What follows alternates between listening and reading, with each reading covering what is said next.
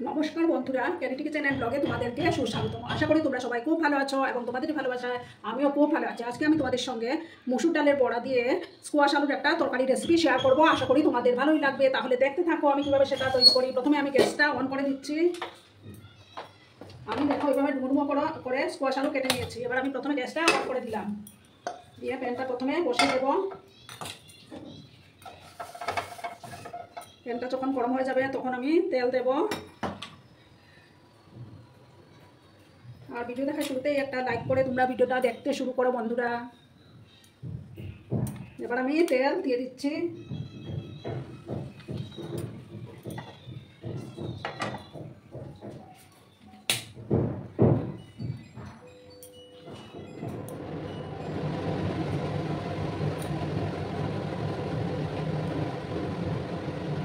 সামান্য হলুদ গুঁড়ো দিলাম। গ্যাসের আঁচটাকে আমি কমিয়ে দিলাম। প্রথমে আমি আলুগুলোকে একটু ভেজে নেব, ঠিক আছে বন্ধুরা।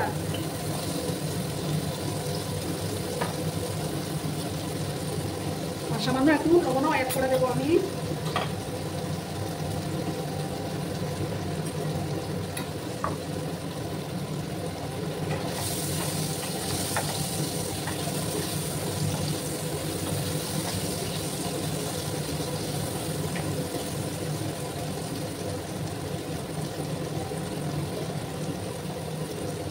আমি এটাকে 1 মিনিটের মতো ঢাকা চাপা দিয়ে রেখে দেবো। আর এদিকে আমি দেখো ডাল ভিজিয়ে রেখেছিলাম, রাত্রিবেলা ভিজিয়ে রেখেছিলাম মসুর ডালগুলোকে এখন মিক্সিং জারে দিয়ে দিচ্ছি।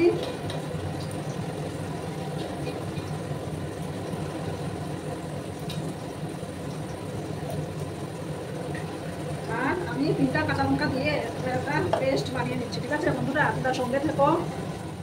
বন্ধুরা আমি এবার একটা ঢাকাটা সরিয়ে দিলাম। আর এদিকে দেখো আমি ডালটাকে পেস্ট করে নিয়েছি। এবার আমি এই আলুগুলোকে তুলে নিচ্ছি, ঠিক আছে বন্ধুরা।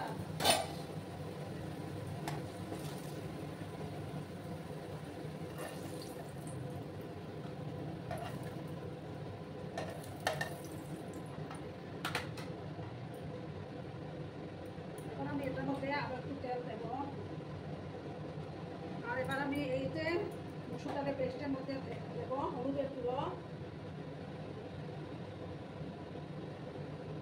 পরিমাণ মতো হলুদের গুঁড়ো দিলাম। তারপর আমি কালো জিরে দেব আর পরিমাণ মতো লবণটা দিয়ে দেব।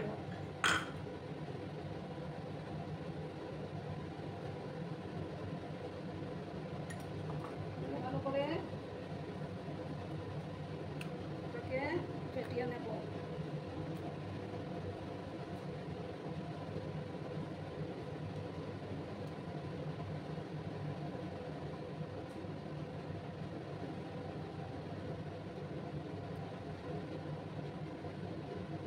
এবার আমি একটু করে গ্যাসের আঁচটা কিন্তু কমানোই আছে।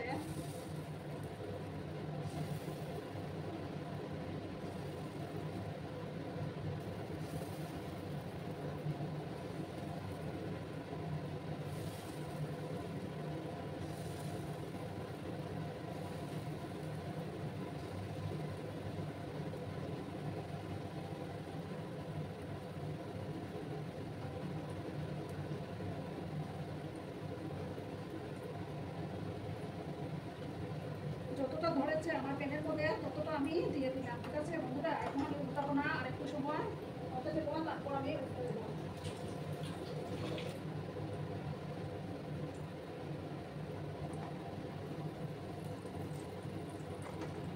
আর একটু সময় হয়ে যাওয়ার পর আমি এটাকে উল্টে দিচ্ছি, ঠিক আছে বন্ধুরা।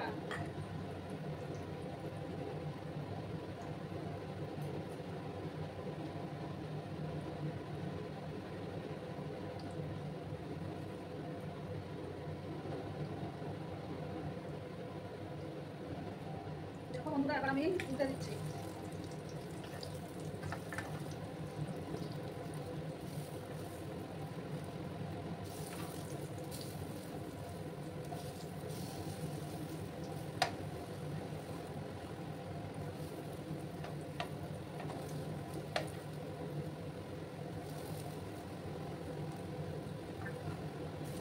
তারপরে আমি গোড়াগুলোকে ভেজে তুলে নেবো, ঠিক আছে বন্ধুরা। তোমরা ভিডিওটা একদম স্কিপ করো না, সম্পূর্ণ দেখো কিন্তু।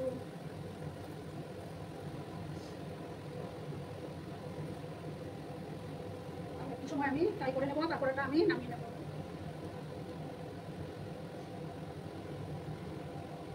দেখো বন্ধুরা, আমার বড়াগুলো হয়ে গেছে, এবার আমি এগুলো তুলে নিচ্ছি।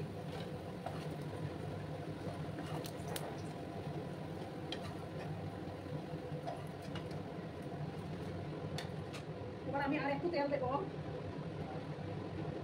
আরও যে কটা বাকি আছে সেম প্রসেসে এগুলোকে ভেজে আমি তুলে নেবো, ঠিক আছে?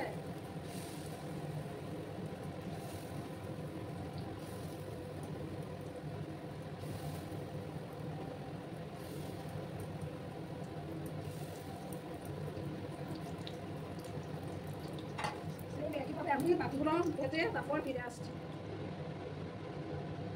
দেখো বন্ধুরা, আমার পোড়াগুলো সব ভাজা কমপ্লিট। এবার আমি নামিয়ে নিয়েছি। এবার আমি তেলের মধ্যে একটা শুকনো লঙ্কা দেবো, একটা তেজপাতা দেবো, দুটো দারচিনি, দুটো ফাটানো এলাচ আমি দিয়ে দিলাম।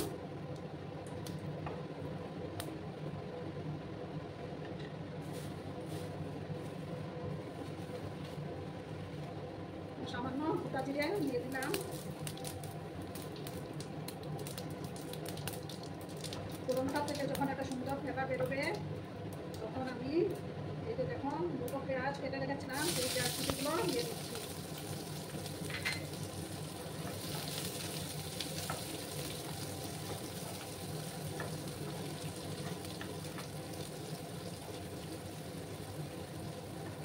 পেঁয়াজগুলোকে আমি একটু লাল লাল করে ভেজে নেব।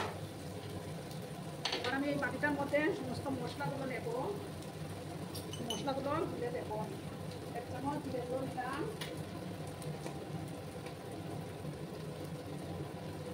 তারপর 1 স্পুনের মতো ধনিয়া গুঁড়ো,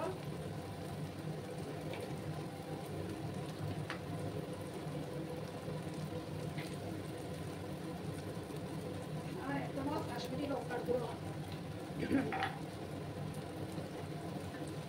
আমি জলের মধ্যে তুলে নেব।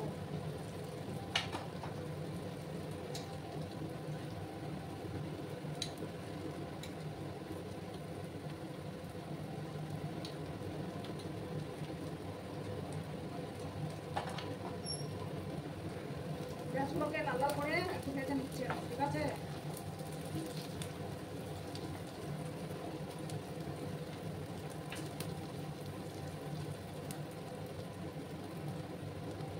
এবার একটা টমেটো কেটে রেখেছিলাম, সেই টমেটোটাও দিয়ে দিলাম।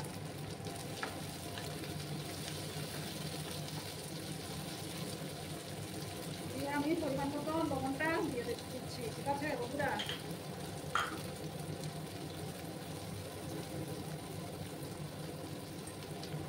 এবার আমি স্কোয়াশগুলো দিয়ে দেবো।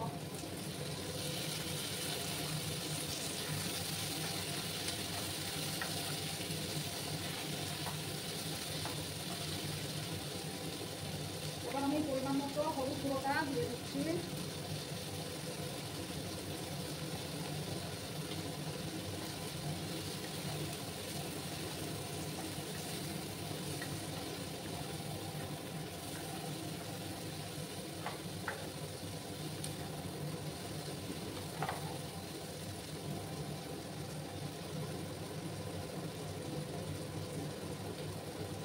আমি এবার এটাকে 1 মিনিটের মতো ঢাকা চাপা দিয়ে রেখে দেবো, ঠিক আছে বন্ধুরা?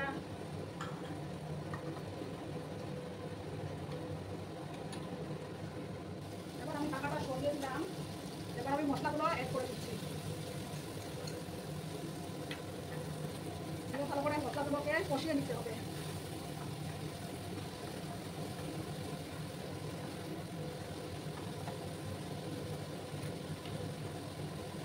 যতক্ষণ না মশলাটা থেকে তেল ছাড়তে শুরু করেছে ততক্ষণ কষিয়ে দিতে হবে।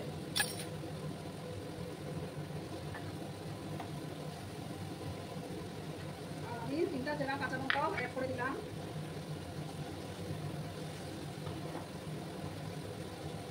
কিছুক্ষণ সময় নিয়ে আমি এটাকে কষিয়ে নেব।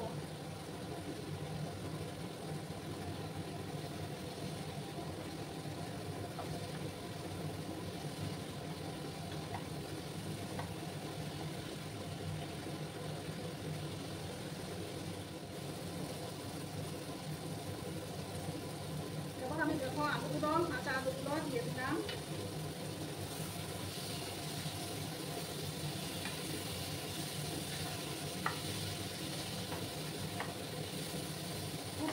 ফ্লেভার বেরিয়েছে বন্ধুরা।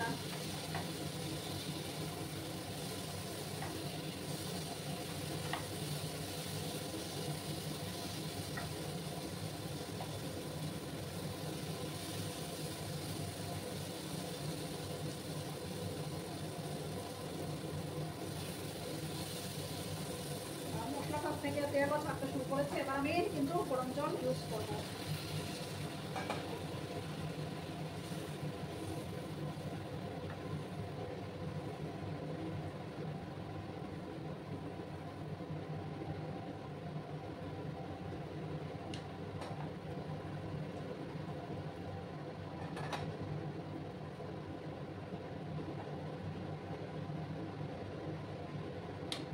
একটু জল আমি দিচ্ছি,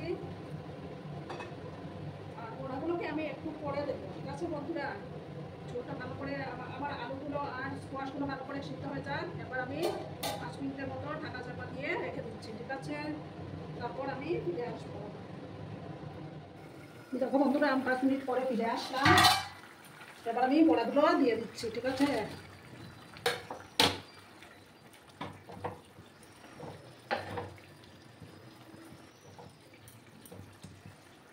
এবার আমি দেখো 1/2 স্পুনের মতো এই যে শাহি গরম মশলা অ্যাড করে দিলাম।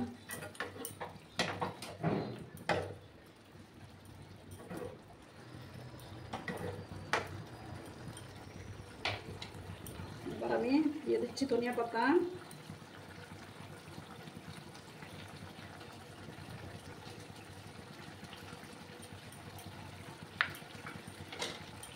ভালো করে মিক্স করে নিচ্ছি। ঠিক আছে, আমার রেসিপি কিন্তু অলমোস্ট ডান।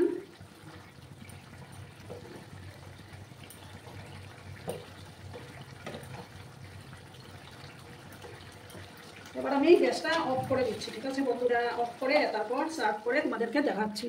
দেখো বন্ধুরা, আমি সার্ভ করে দিয়েছি। কেমন হয়েছে অবশ্যই কমেন্ট করে বলো, কিন্তু তোমরা তোমাদের এই মিষ্টি মিষ্টি কমেন্টের অপেক্ষায় আমি থাকি। আর এতক্ষণ ধরে আমার ভিডিওটার সাথে পাশে থেকে আমাকে এতটা সাপোর্ট করার জন্য তোমাদেরকে আবারও জানাই অনেক অনেক ভালোবাসা এবং অনেক অনেক ধন্যবাদ। ততক্ষণে তোমরা সবাই খুব ভালো থেকো, সুস্থ থেকো, আনন্দে থেকো। ধন্যবাদ।